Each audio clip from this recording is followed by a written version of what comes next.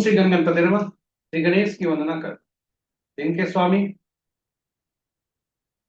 सोमनाथ, भोलेनाथ और चंद्रदेव की आराधना कर, इष्ट देव का ध्यान कर, गुरुजनों को नमन कर अभिनंदन करते हैं आपका वरुण स्टो द्वारा प्रस्तुत आज के दैनिक पंचांग। यह दैनिक पंचांग हम नित्य प्रस्तुत करते आए हैं और आ रहे हैं, और यह इसमें जो डेटा प्रयुक्त होते हैं और दैनिक पंचांग से लिए जाते हैं, छवि तथा ध्वनि, और साथ ही साथ उदाहरण स्वरूप एक्सरसाइज प्रयोग के रूप पर एक जन्म तिथि, इनकी जन्म तिथि आज है 20 अक्टूबर को, उनकी जन्म तिथि, ये सभी हमने गूगल से लिया है और लिए जाते हैं। साथ ही साथ यह प्रस्तुति आपके आप तक हम यूट्यूब के माध्यम से, यूट्यूब के सौजन्य से सफलपूर्वक पहुंचा पाने में समर्थ। जिस प्रकार पंचांग के 5 अंक होते हैं, उसी प्रकार इस दैनिक पंचांग की प्रस्तुति में भी 5 अंक भाग। पुनः बता दें, जिस तरह पंचांग के 5 अंक होते हैं, इस दैनिक पंचांग के भी 5 अंग हैं, 5 भाग हैं। चलिए जानते हैं उन 5 भागों के बारे में। पहला भाग पंचांग, मुहूर्त और ग्रहों के गोचर से संबंध रखता है, और इसी भाग में से पंचांग और मुहूर्त को लेकर हम इसका लघु रूप, लघु पंचांग के रूप में अल्लाह आपके सुझाव के अनुरूप हम नित्य प्रस्तुत करते आ रहे हैं। ग्रहों के गोचर, यह हम पंचांग से लेते हैं, साथ ही साथ मदद हम फोरोसॉफ्ट सॉफ्टवेयर से।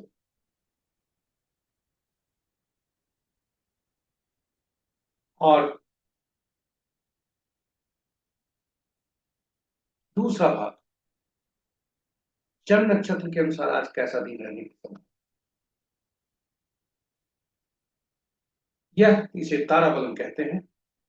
ताराबलम चंद्रमा के गोचर से संबंध रखता है, यानी चंद्रमा जन्म कुंडली में जिस स्थान पर बैठे हैं और आज जिस जिस नक्षत्र में बैठे हैं, चंद्रमा जन्म कुंडली में जिस नक्षत्र में बैठे हैं और जन्म नक्षत्र के अनुसार जन्म नक्षत्र में जहां में जहां बैठे हैं और आज जिस नक्षत्र में भ्रमण कर रहे हैं, इन दोनों का ताल मिलकर जहाँ मिलते हैं, वह ही आज का तारा बताता है, जिसे आज के सुप्त और अशुभ का संकेत देते हैं, जैसे हम तारा बल कहते हैं। और जहां जो जिस प्रकार की सुनता है, वैसी उसे तारा के नाम देता है,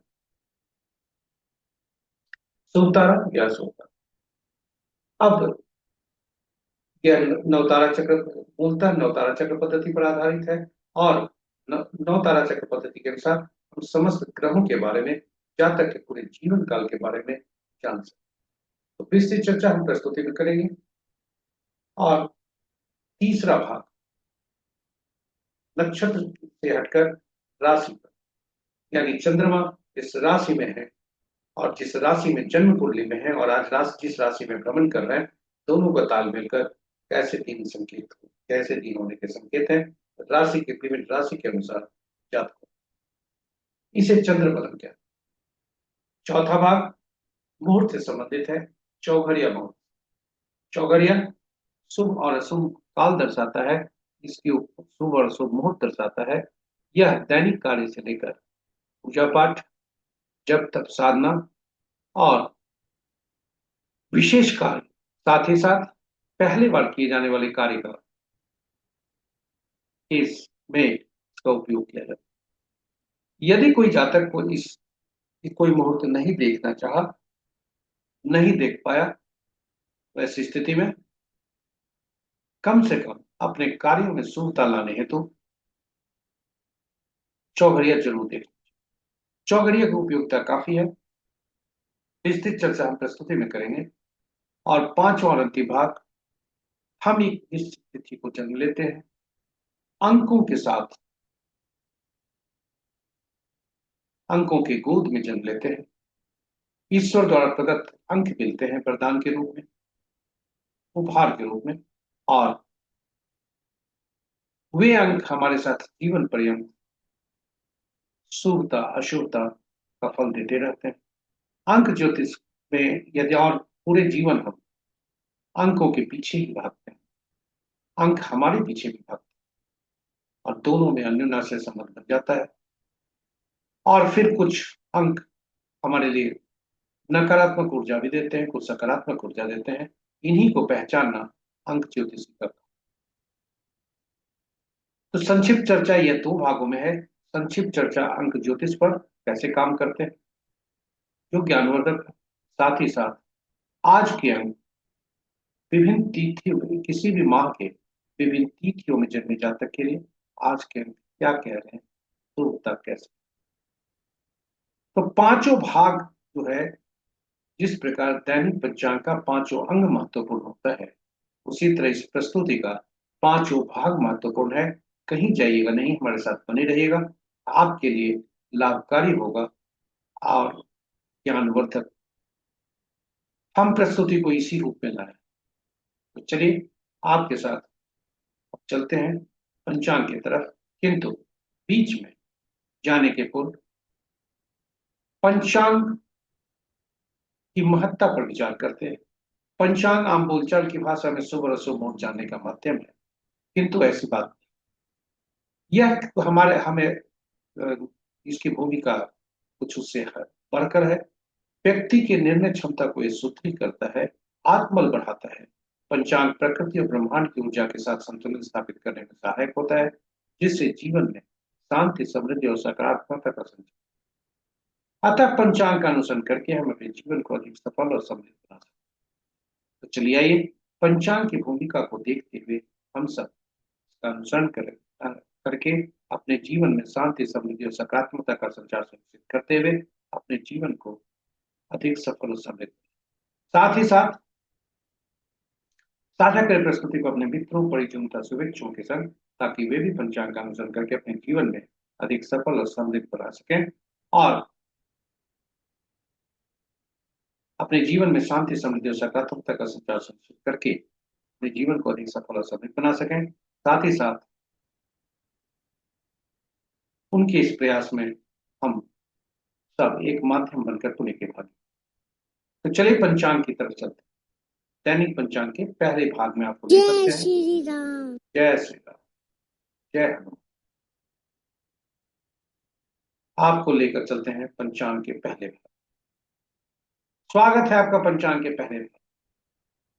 और पंचांग का पहला भाग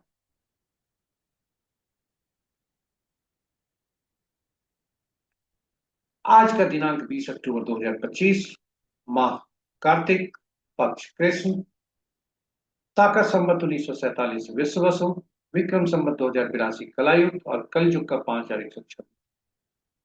आज का सूर्योदय 5:51 पर, सूर्यास्त 5:17। Sunrise at 5:51 AM, sunset at 5:17। आज का दिशा शूल पूर्व है, फिर भी इस दिशा में यात्रा करने को बाध्यता हुई तो आईना देखकर या दूध का सेवन कर यात्रा में सुख। पंचांग के पांचों अंक। वार सोमवार, तिथि अपराह्न 3:44 तक चतुर्दशी, जो रिक्ता तिथि के अंतर्गत आता है। तत्पश्चात अमावस्या, जो पूर्णा तिथि के अंतर्गत। नक्षत्र रात्रि के 8:17 तक हस्ता, जो चंद्रमा का खुद नक्षत्र है, और तब उसके बाद मंगल का नक्षत्र चित्रा।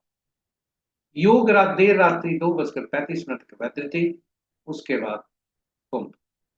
करण अपराह्न 3:44 तक शकुनी, तत्पश्चात कल भोर में 4:47 तक चतुष्पाद, और उसके बाद नाग। तो ये रहे महत्वपूर्ण पंचांग के पांचों अंग। और महत्वपूर्ण मुहूर्त में जाने के पूर्व हम सब भोलेनाथ को देखते हैं, भोलेनाथ का वास कहाँ है और उनकी स्वरूपता कैसी। जय भोलेनाथ। ओम नमः शिवाय। तो जब तक चतुर्दशी है कृष्ण पक्ष का, तब तक भोलेनाथ शमशान पर हैं, यानी अपराह्न 3:24। उसके बाद वे गौरी के सानिध्य में जाते हैं जैसे ही अमावस्या शुरू होता है, और भोलेनाथ गौरी के सानिध्य में जाते हैं, जो कि जय भोलेनाथ। ओम नमः शिवाय। ओम नमः शिवाय। महत्वपूर्ण मुहूर्त के शुभ मुहूर्त में अभिजीत मुहूर्त देखिए 11 बजकर 11 मिनट से 11 बजकर 57 मिनट तक। अमृत काल अपराह्न 1 बजकर 40 मिनट से 3 बजकर 26 मिनट तक। विजय मुहूर्त अपराह्न 1 बजकर 28 मिनट से 4 बजकर 14 मिनट तक। गोधूली बेला संध्या 5 बजकर 17 मिनट से संध्या के ही 5 बजकर 47 मिनट तक। और निशिता मुहूर्त देर रात्रि 11 बजकर 9 मिनट से देर रात्रि के ही 11 बजकर 62। अशुभ मुहूर्त में सबसे प्रभावी अशुभ मुहूर्त राहु काल प्रातः 7 बजकर 16 मिनट से प्रातः 8 बजकर 42 मिनट तक। कुलिक काल अपराह्न 1 बजे से अपराह्न के ही 2 बजकर 26 मिनट तक। यमगंड दिन के 10 बजकर 18 मिनट से दिन के ही 11 बजकर 15 मिनट तक। और वर्ज्य मुहूर्त कल भोर में 5 बजकर 11 मिनट से 6 बजकर 57 मिनट। तो ये रहे हमारे महत्वपूर्ण शुभ और अशुभ मुहूर्त। ग्रहों की आकाशीय स्थिति को देखते हैं, जो कि स्थानीय समय पटना के 5 बजे प्रातः का है। और यह ही दृक पंचांग से लिए गए हैं तथा होरोस्कोप सॉफ्टवेयर से इसका इसका तात्पर्य हमने जोड़ा है। वहां से भी हम कुछ तथ्य इसमें लिए। तो आकाशीय अंश के अनुसार आकाशीय स्थिति को देखें तो सूर्य देव अभी भी बाल्यावस्था में है। ये तुला राशि में आकर नीच में है। चंद्रदेव चंद्रदेव मंगल देव बुध देव शक्तिशाली हैं। बृहस्पति देव, चूंकि इनका भी राशि परिवर्तन हुआ है, ये धीमे धीमे अग्रसर हो रहे हैं, तो ये भी शिशु अवस्था में है। शुक्र देव शक्तिशाली हैं। शनि देव बकरी चल रहे हैं, इसलिए अंश को खोते जा रहे हैं और अतएव ये बल शिशु अवस्था है। राहु देव और केतु देव शक्तिशाली अवस्था। ग्रहों और राशियों के अनुसार यदि देखा जाए तो शुक्र बुध की राशि में, बुध शुक्र की राशि में आपस में राशि परिवर्तन कर रहे हैं। मित्र की राशि में 5 ग्रह हैं, शत्रु की राशि में 2 ग्रह है और सम राशि में 2 ग्रह। बृहस्पति देव सॉरी शुक्र देव सबसे ज्यादा सूर्य देव की राशि में सबसे ज्यादा ग्रह 3 ग्रह हैं। उसके बाद बुध देव की राशि में है मंगल, और मंगल की राशि में कोई ग्रह नहीं है और शेष ग्रहों की राशियों में एक एक ग्रह। नक्षत्र के अनुसार यदि देखा जाए तो किसी भी ग्रह का नक्षत्र परिवर्तन नहीं है। केतु सूर्य शनि, केतु सूर्य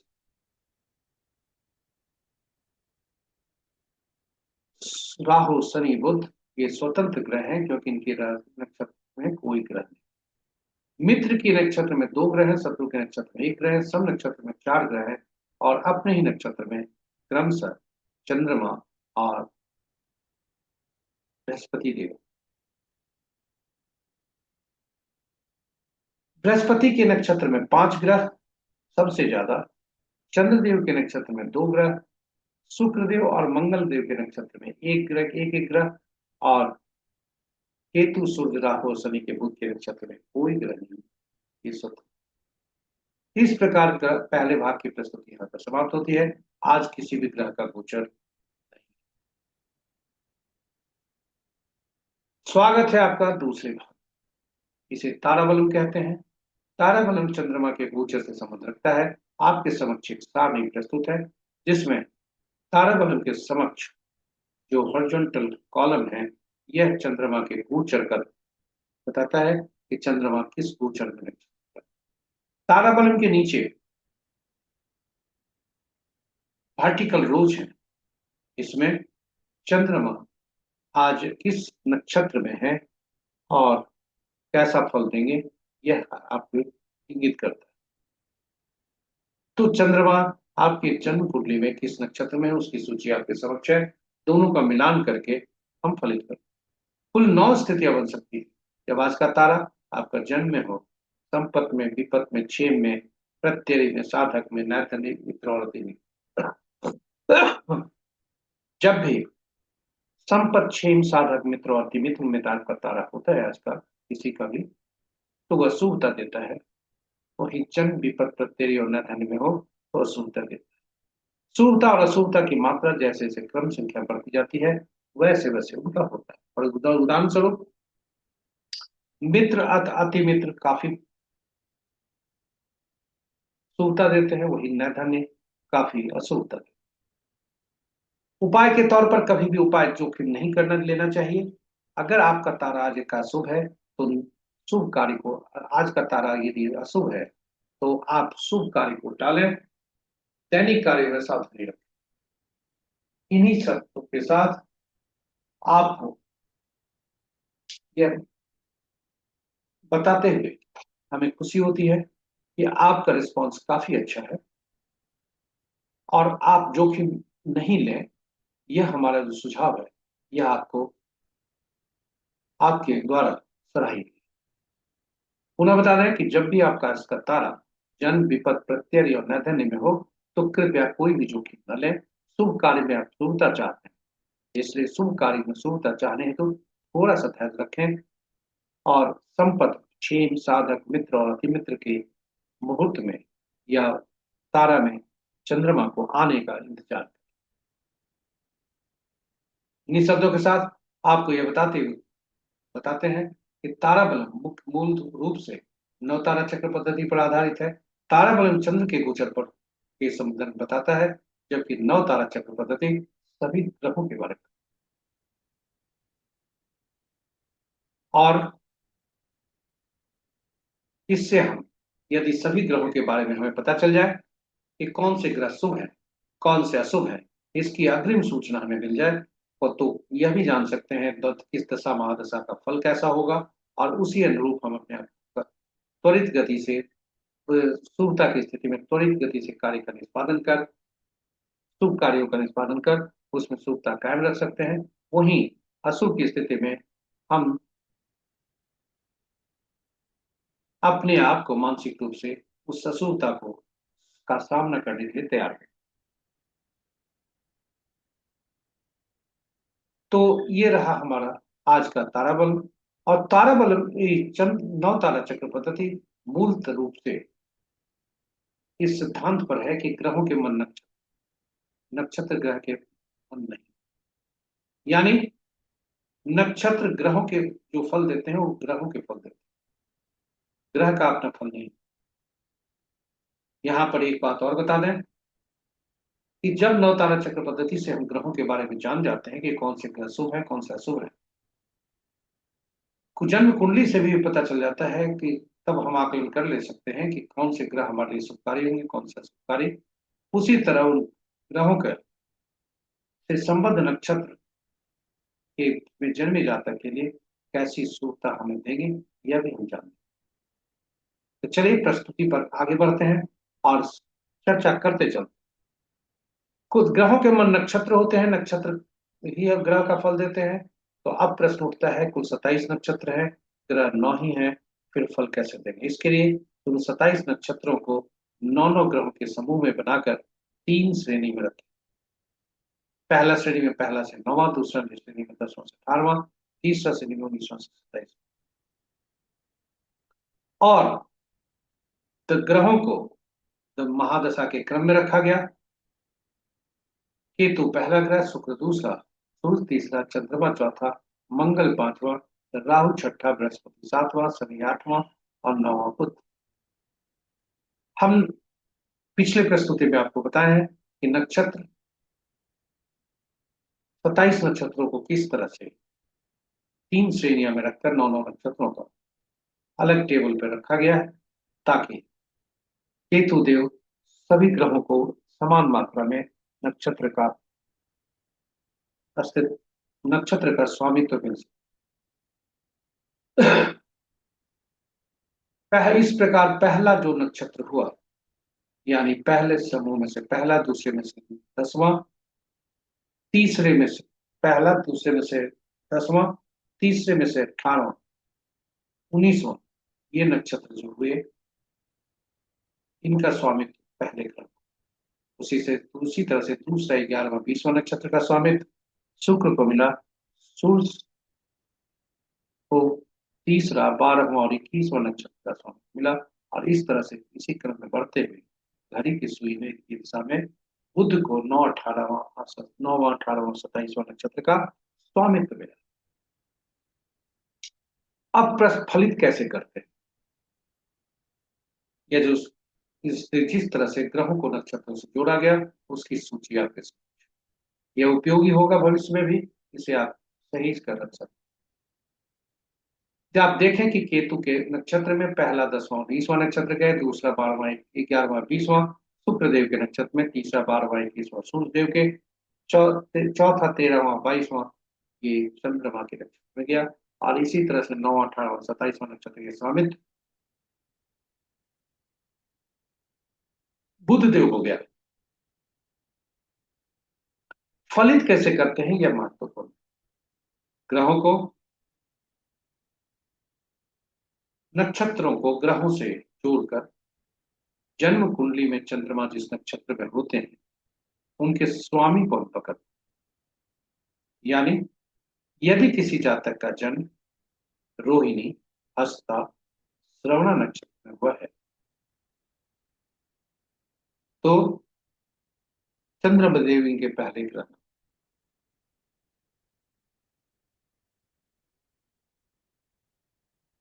और गणना यही से आरंभ होती है। पहला ग्रह और घर दूसरा ग्रह जो होता है घड़ी की सुई जिसकी दिशा में अगला ग्रह पर जाते हैं। चंद्रमा जिस नक्षत्र में जन्मे हैं वैसे जातक के लिए दूसरा ग्रह मंगल, तीसरा राहु, चौथा बृहस्पति, पांचवा शनि, छठा बुध, सातवां केतु और आठवां शुक्र, नौ सूर्य। इनके लिए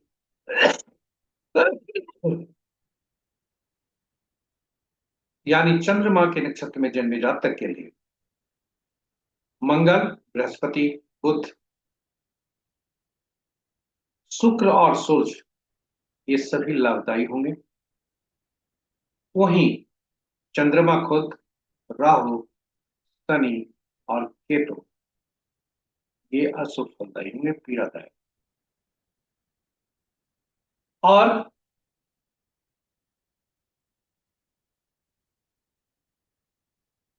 यह सूची आपके समक्ष प्रस्तुत, पहला, तीसरा, पांचवा और सातवां पीड़ादायक होते हैं, दूसरा, चौथा, छठा, आठवां, नौवां ये शुभ फलदायी होते हैं। इनकी मात्रा कितनी है शुभता और अशुभता की, जैसे जैसे इनका क्रम संख्या बढ़ता है वैसे वैसे इनका ये उस शुभता और अशुभता की शक्ति बढ़ती है।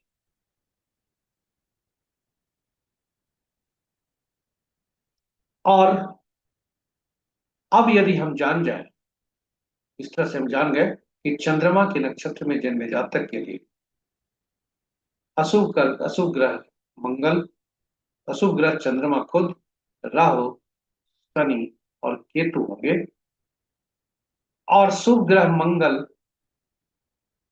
बृहस्पति, बुध, शुक्र और सूर्य होंगे। तो इन सब की महादशा में हम अपने कार्यों का निष्पादन कर, शुभ कार्यों का निष्पादन कर उसमें शुभता कायम कर सकते हैं। वहीं अशुभ ग्रह की स्थिति में हम जो अशुभता है उसकी वह नहीं आए, इसके लिए मानसिक रूप से अपने आप को तैयार करते हैं, और जो भी चुनौती होती है उसे स्वीकार। इस प्रकार जो मानसिक वेदना होती है उस परिस्थिति का वह कम होता है।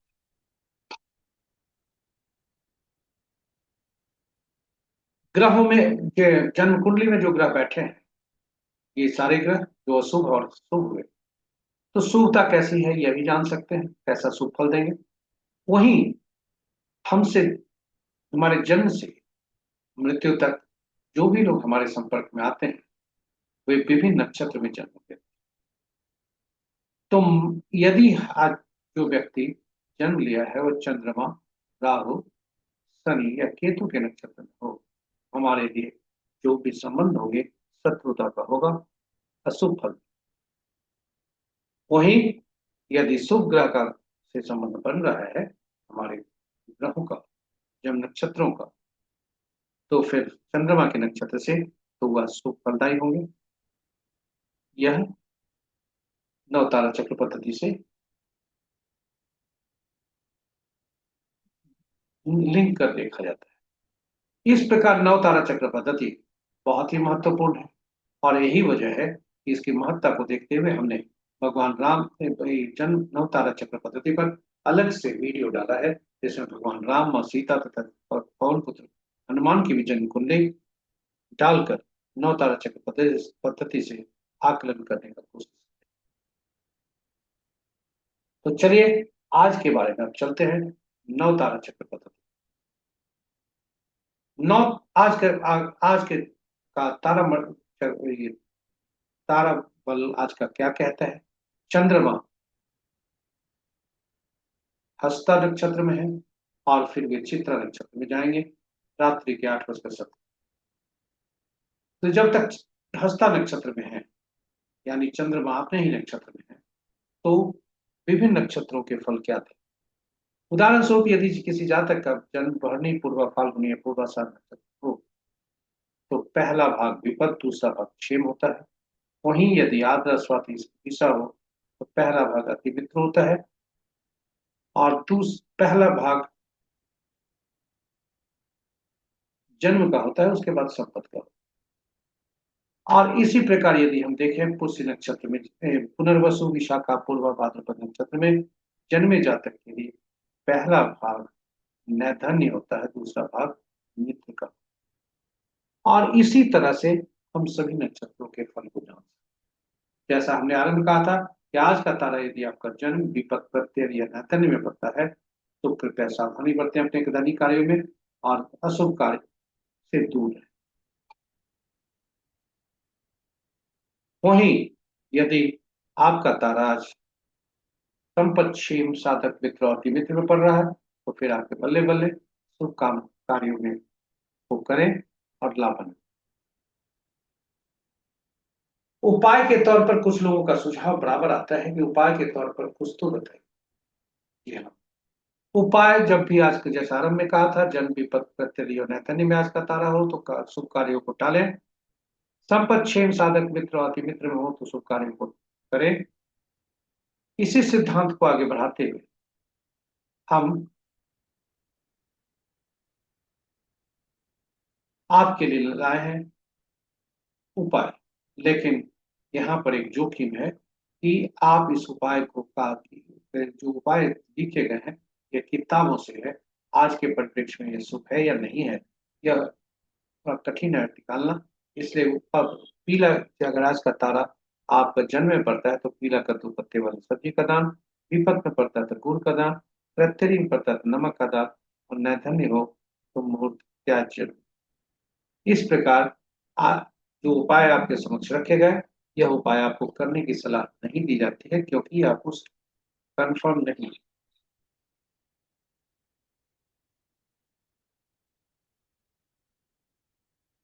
तो इस प्रकार हम इस चीज को समझने का इस चीज का उपाय पर हम जोर नहीं देते। हम हमेशा कहते हैं कि अगर अशुभ तारा आपका आज का है तो शुभता का इंतजार करें। ऐसा अधीर ना हो। अधीरता में आप उपाय कर लेंगे और हो सकता है कि आपके लिए नुकसानदायक तो वैसा जोखिम ना लें। इस तरह से हम आपको तीसरे भाग में ले चलते हैं जो कि राशि के अनुसार आज कैसा दिन रहने की संभावना है। जी हाँ, आज राशि परिवर्तन चंद्रमा का नहीं है इसे चंद्र बलम कहते हैं। चंद्रमा कन्या राशि में और वे चंद्रमा कन्या राशि में है और कन्या राशि में होने के कारण चंद्र बलम के अनुसार जिन राशियों के लिए शुभता के संकेत हैं उन राशियों के नाम है मेष कर्क कन्या वृश्चिक धनु और मीन। वहीं शेष राशि वाले जातकों के लिए थोड़ा शुभता के संकेत हैं। कृपया सावधान रहें इष्ट देव का ध्यान। इस प्रकार यह तीसरे भाग की प्रस्तुति यहाँ पर समाप्त होती है। चौथे भाग में आपका स्वागत है। चौथा भाग चौघड़िया ज्योतिष से समाप्त होता है। चौघड़िया ज्योतिष एक प्रकार शुभ का शुभ और अशुभ काल दर्शाता है चौघड़िया ज्योतिष। और यह शुभ अशुभ मुहूर्त भी बताता है। किसी भी शुभ काम को करने के लिए इसका उपयोग किया जाता है चाहे वह शुभ काम पूजा पाठ से हो या नया कार्य करने। यदि आप उचित मुहूर्त नहीं देखना चाहते कोई भी व्यक्ति यदि उचित मुहूर्त नहीं देखना चाहे या नहीं देख पाया तो अपने कार्यों में शुभता लाने हैं तो कम से कम चौघड़िया जरूर दें। चौघड़िया की उपयोगिता के मद्देनजर, चौघड़िया की उपयोगिता को देखते हुए हमने YouTube पर चौघड़िया पर दो दो वीडियो डाले हैं, एक अंग्रेजी में, एक दूसरा हिंदी में। हिंदी का अंग्रेजी नाम है, हिंदी प्रस्तुति का चौघड़िया की उपयोगिता, अंग्रेजी में है यूटिलिटी ऑफ चौघड़िया। यह आपके लिए ज्ञानवर्धक होगा, रोचक भी होगा और उपयोगी भी होगा, ऐसा हमारा विश्वास है। तो चलिए संक्षेप में हम देख लें कि चौघड़िया आज का क्या क्या। आज का चौघड़िया, सॉरी, चौघड़िया के बारे में संक्षेप में चर्चा करते हैं। कुल 8 चौघड़िया दिन के होते हैं, 8 चौघड़िया रात के। कुल 16 चौघड़िया होते हैं, लेकिन सप्ताह के दिन 7 ही होते हैं, इसलिए 7 चौघड़िया का नामकरण हुआ साप्ताहिक दिनों के अनुसार। और आदि का चौघड़िया प्रतिदिन जो होता है वो अंत का चौघड़िया होता है, चाहे दिन का हो या इस प्रकार चौघड़िया का संबंध साप्ताहिक दिनों से होता है, और साप्ताहिक दिनों का संबंध सात ग्रहों से है। और ये 7 ग्रह विशेष कार्य करने के लिए, विशेष प्रयोजन के लिए, विशेष उद्देश्य के लिए उपयुक्त। तो ऐसी परिस्थिति में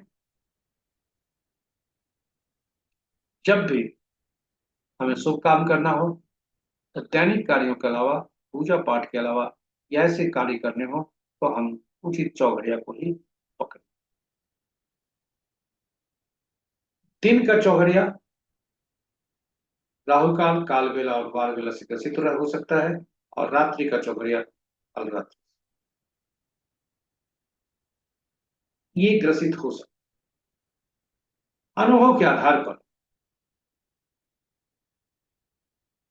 हम जब भी कोई चौघड़िया अशुभता से यदि व्याप्त हो, तो उसे त्याग देना चाहिए, उस मुहूर्त को उसका उपयोग नहीं करना चाहिए, ताकि कार्यों में शुभता रहे।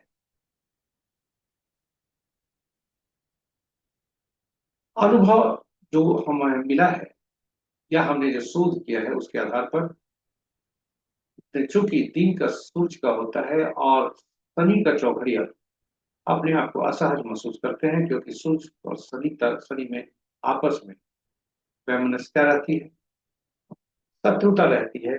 इसलिए शनि का चौघड़िया सूर्य के चौ शनि का चौघड़िया जो भी होता है दिन में, सूर्य की, क्योंकि सूर्य का समय है दिन में, इसलिए वह काल बेला से ग्रसित। वहीं रात्रि चंद्रमा का होता है, और बुध और चंद्रमा की शत्रुता होती है, चंद्रमा बुध की नहीं। तो वैसी स्थिति में लाभ चौघड़िया भी काल रात्रि से ग्रसित। यह किताबों में नहीं है, अनुभव और शोध का से हमने पाया। तो इस प्रकार हम चौघड़िया के बारे में कुछ जान पाए। चलिए आज का चौघड़िया देखते हैं, आज का चौघड़िया क्या है। आज का चौघड़िया, जैसा हमने कहा था, काल चौघड़िया अशुभता से अधिव्याप्त हमेशा रहता है, और आज का जो काल चौघड़िया है यह वार वेला और राहु काल दोनों से ग्रसित।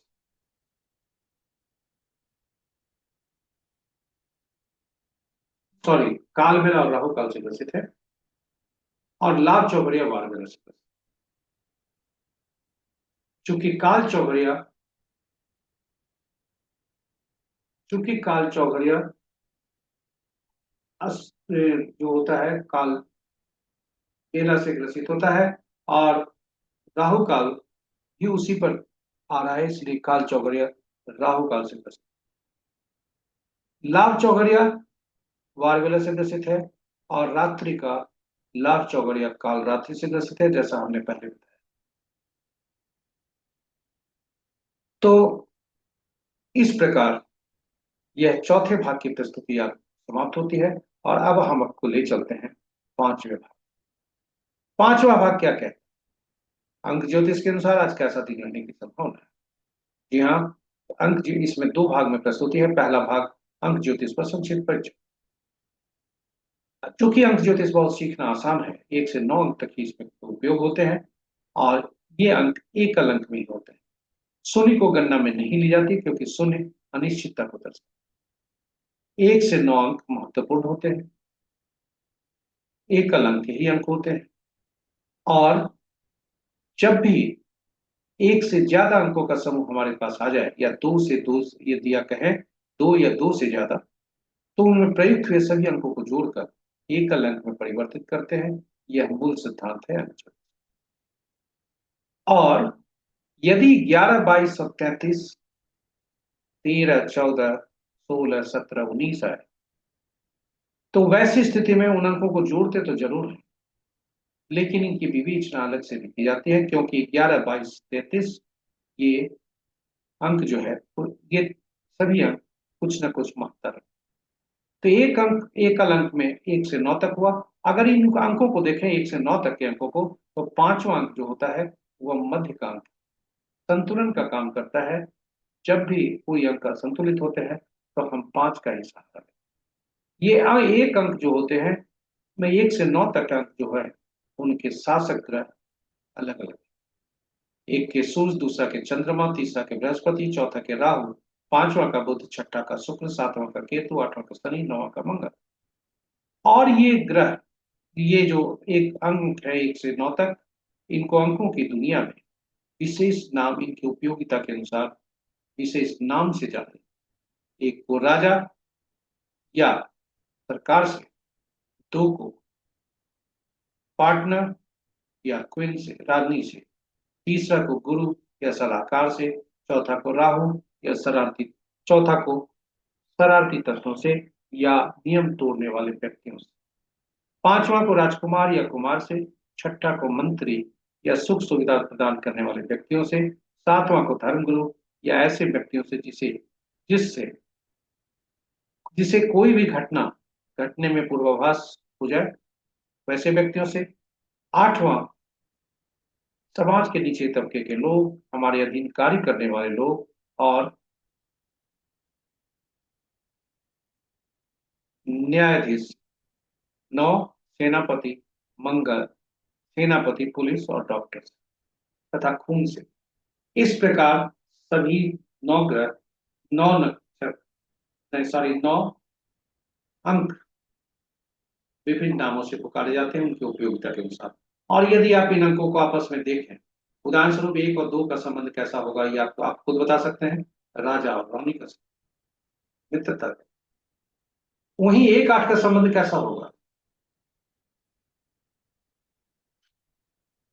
कि हाँ, सरकार को न्यायालय से ठनी रहती है, न्यायालय को सरकार से। उसी तरह से अधीनस्थ कर्मचारी को अपने बॉस से ग्रीवांस रहता है, या सरकार से हो।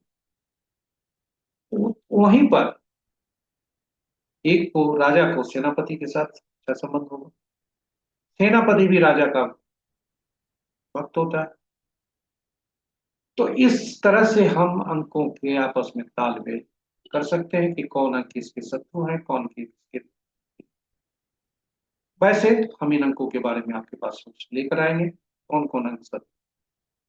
कुछ अंक ऐसे हैं जो खुद अपने ही शत्रु हैं, जैसे 4 अंक, एक शरारती तत्व दूसरा शरारती तत्व को नहीं पहचान, उसके साथ नहीं तालमेल बैठ सकते। एक धर्मगुरु दूसरे धर्मगुरु से के साथ नहीं निभा सकते। एक अधीनस्थ कर्मचारी, नौकर चाकर आदि दूसरे, या कहें न्यायाधीश, दूसरे न्यायाधीश से नहीं बन सकते। उसी तरह से एक सेनापति को दूसरे सेनापति से ठनी रहती है। इसलिए ये 4, 7, 8 और 9 अंक वाले अपने ही दुश्मन। तो चलिए, हम जब जन्म लेते हैं तो ईश्वर द्वारा हमें कुछ अंक उपहार के रूप में, जी हाँ, ईश्वर द्वारा हमें उपहार में मिलता है अंक, वह जन्म तिथि, माह और वर्ष के रूप। और हमने आरंभ में कहा था कि जब भी 1 से 2 अंक का समूह हमारे पास आए तो उसे जोड़कर एक अंक में परिवर्तित करते हैं। आप खुद देखें, यहाँ पर तिथि माह जो एक अंक भी हो सकते हैं, 2 अंक के भी हो सकते हैं, किंतु वर्ष 4 अंक के हो सकते हैं। तो तिथि और माह को हम देखें तो 1, 2 अंक के हैं, इनको सभी को, तीनों को एकल अंक में परिवर्तित करते हैं। और फिर तिथि और माह को, तिथि को जोड़कर उसे ड्राइवर कहा जाता है, तिथि के प्रतिफल को उसे ड्राइवर कहा जाता है, उन्हें मूलांक कहा जाता है। वहीं कंडक्टर को तिथि माह और वर्ष को जोड़कर तब एक अंक में परिवर्तित करते हैं, उसे हम वाक्यांक कहते हैं, कंडक्टर कहते हैं। जिस तरह व्यक्तिगत जीवन में ड्राइवर और कंडक्टर में आपस में तालमेल अच्छा होना चाहिए बस को सुचारू रूप से चलाने के लिए, उसी तरह में जीवन को सुचारू रूप से चलाने के लिए ड्राइवर और कंडक्टर का आपस का तालमेल बहुत अच्छा। ड्राइवर हमारा इनर पर्सनालिटी बताता है, कंडक्टर हमारा भविष्य। तो ड्राइवर और कंडक्टर में अच्छा तालमेल होना चाहिए। कुछ अंक इससे सृजित होते हैं, जन्मतिथि माह वर्ष। जन्मतिथि से सृजित किया हमने गुणांक ड्राइवर, जन्मतिथि माह और वर्ष तीनों से सृजित किया कंडक्टर। अब जन्म तिथि से अन्य अंक जो निकाल सकते हैं वे होते हैं आपके लिए एंजल नंबर। एंजल नंबर निकलता है केवल वर्ष के अंकों को जोड़कर, और उसमें से एक जो एकल अंक जब आता है उसे फिर पुरुष के लिए 11 में से घटाते हैं और महिला के लिए 4 उसमें। तो चूंकि ये पुरुष का अंक है तो इसलिए इसे हम 11 में से घटाते हैं। तीसरा अंक होता है एटीट्यूड नंबर, एंजल नंबर, जो वर्ष और माह को जोड़कर एक अलग नंबर प्रकट करता है। इसे एंजल नंबर कहा जाता है, इसे अचीवमेंट नंबर कहा जाता है। यह हमारे बाहरी व्यक्तित्व को बताता है, दर्शाता है हम दुनिया को कैसे। ड्राइवर यह बताता है कि मेरा आंतरिक व्यक्तित्व कैसा है। इस प्रकार हम अंकों से खेल। अब हमारे पास प्रश्न उठता है कि मूलांक और भाग्यांक आपस में शत्रु यदि है, फिर इसका निराकरण कैसे किया जाए, क्योंकि ये तो स्थायी होता है। मूलांक हो, भाग्यांक हो, और आपका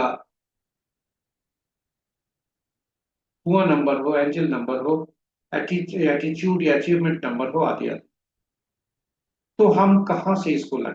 जी हाँ, कोई नई वस्तु खरीदने के लिए नहीं बोल रहा। आप जो एक उपहार तो ईश्वर देते हैं, एक उपहार हमारे पूर्वज देते हैं, नाम के रूप में नामा। जी हाँ, आप जो भी अंक उपयोग में लाते हैं वे सभी ऊर्जा देते हैं। सबसे ज्यादा ऊर्जा नाम देता है,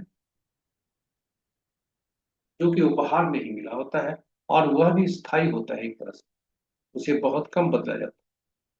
तो आप आश्चर्यचकित होंगे, नाम का नामांक कहाँ से है? जी हाँ, नाम का नामांक होता है जो हमें नाम उपहार में मिलता है, और उनके अंकों को जब जोड़ते हैं तो नामांक पर। आपका को आश्चर्य होगा कि नाम में अंक कहाँ से आया। ये तो नाम में तो केवल अक्षर होते हैं। जी हाँ, आप सही कहे। इन अक्षरों का अंकीय मूल्य होता है। यह आपके समझ कुछ आपसे आग्रह है कि इस जातक का जिसका जन्म तिथि 20/10/1978 है, मूलांक और भाग्यांक जोड़ लें, ताकि मूलांक और भाग्यांक को नोट कर लें, ताकि आगे हम संदर्भ बिंदु से कर कुछ फल आपके समक्ष रख सकें।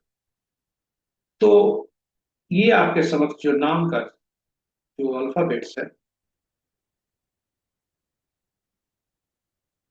ये रहे सूची कि जो अंक अक्षर है, अल्फाबेट्स हैं, उनके न्यूमेरिकल वैल्यूज। तो आपके समक्ष जो हमने नाम रखा है वह अधूरा यहाँ पे टाइप किया है, वीरेंद्र सहवाग नाम। जी हाँ, वीरेंद्र सहवाग, फेमस क्रिकेट। इनके नाम को देखें तो नाम का पहला अक्षर भी होता है तो 6 देता है, और नाम का पूरा नाम का अक्षर 3 देता है।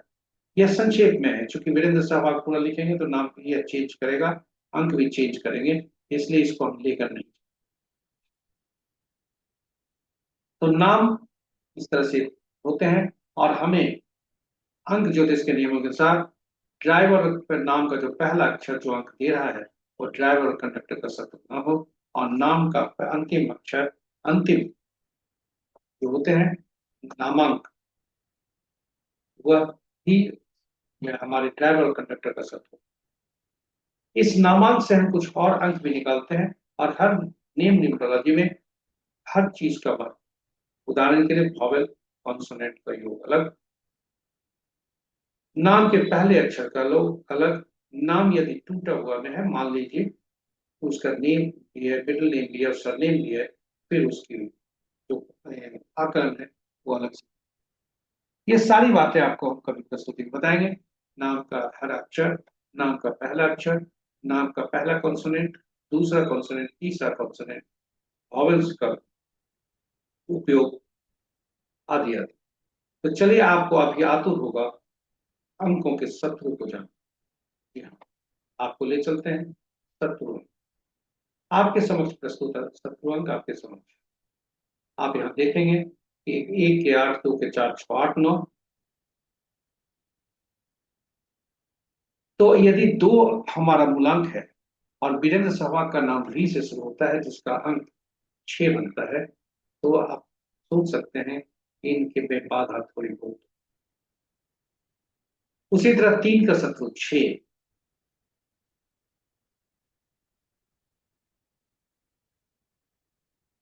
4 का शत्रु 8, 9, 4, 2, 5 का कोई नहीं, 6 का 3, 9, 7 का 7, 9, 3, 8 का 1, 2, 9, 4, 8, 9 का 6, 4, 2, 8। अब इसको यदि आप देखें अच्छे से, तो 4, 6, 4, 7, 8, 9 ऐसे अंक हैं जो हमने कुछ देर पहले बताया था, ये अपने ही अंक के शत्रु। इस प्रकार हम अंक ज्योतिष पर संक्षिप्त चर्चा यहाँ पर समाप्त होने को है। जातक वीरेंद्र सहवाग 48वां एज में प्रवेश कर चुके हैं आज, क्योंकि इनका जन्म तिथि है। वीरेंद्र सहवाग को हैप्पी बर्थडे। आपका 48वां साल प्रवेश में है, आप प्रवेश कर चुके हैं।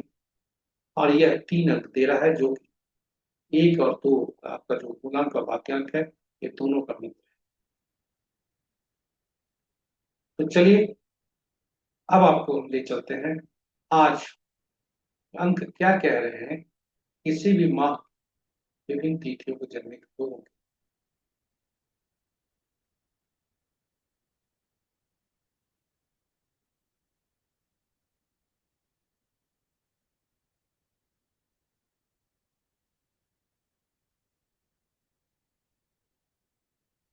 तो आज की तिथि 20-10-2025, मूलांक 2, भाग्यांक।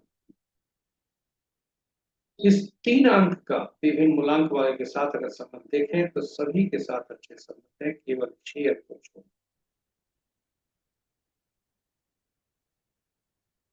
4 अंक के साथ तटस्थता का है, इसलिए सभी अंकों के लिए केवल 6 अंक को छोड़कर तिथि यानी जिस व्यक्ति का जन्म 6, 15, 26 को हुआ है किसी भी माह का, उनके लिए आज का दिन अच्छा नहीं है, सावधान रहने की जरूरत है।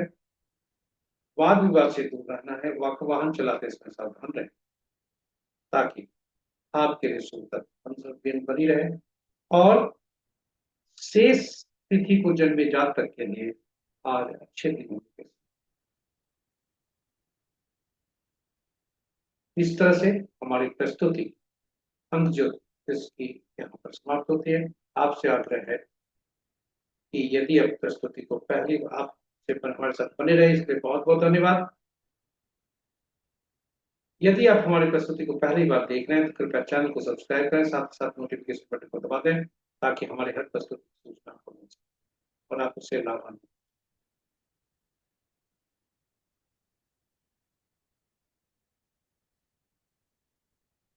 और अंत में हम जाएं, आपसे विदा लें, आपसे आज्ञा लें, उसके पूर्व दीपावली की आज दिन है, दीपोत्सव का त्योहार है। आपको दीपोत्सव की हार्दिक शुभकामनाएं। आपके जीवन में प्रकाश ही प्रकाश हो, अंधकार का नाम निशान न हो, और आपका हर तरह से मंगल हो। इन्हीं शब्दों के साथ दीपावली के दीपोत्सव की हार्दिक शुभकामनाएं। आपका आने वाला दिन काफी उपयोगी और शुभ। जय भारत, जय भोलेनाथ, जय चंद्रदेव, जय माँ, जय चंद्रदेव, जय सोमनाथ। और अंत में जय श्री गणेश, जय महाराज।